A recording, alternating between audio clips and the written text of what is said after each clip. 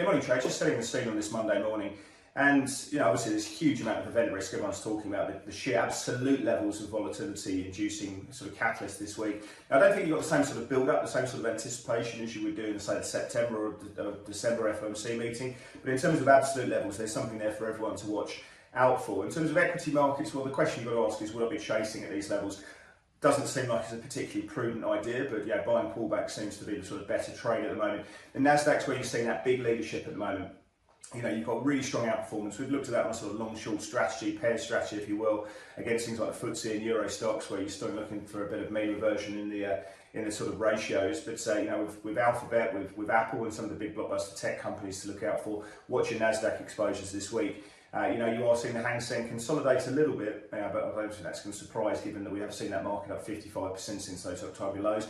Good week last week, up 5.2%, but I think this is right for a bit of consolidation. You've seen that in the daily charts, the Euro stocks and the FTSE as well.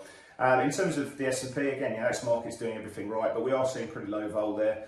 You can see that the VIX is trading at 18.5%. 1 month S&P normalised skew has been pushing up a little bit, but it's still at fairly lowly levels. And you've got the put-call ratio at 0.5, which is the lowest since August 2022.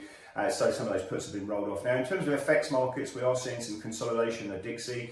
Into 101, similar to what we saw back in mid-December. The question is, which way is it going to break? I think we're watching 2 and 5 year treasuries this week ahead of that FOMC and ISM and payrolls as well. But I think the dollar bulls would really want to see a move higher in yield, and obviously 5 year real rates moving up from around 127 into 150.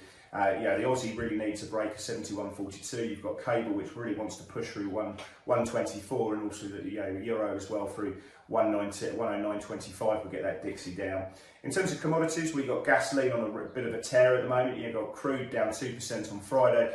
Good supply coming into 82.50. That is some stubborn resistance. Obviously, the crude bulls want to see a break of that. And you've got gold trading 109.50 into 109.20. Obviously, we'll see a break of that. And copper's one to watch this week as well, with supply into 430. So a big week ahead. Trade it with Pepperstone.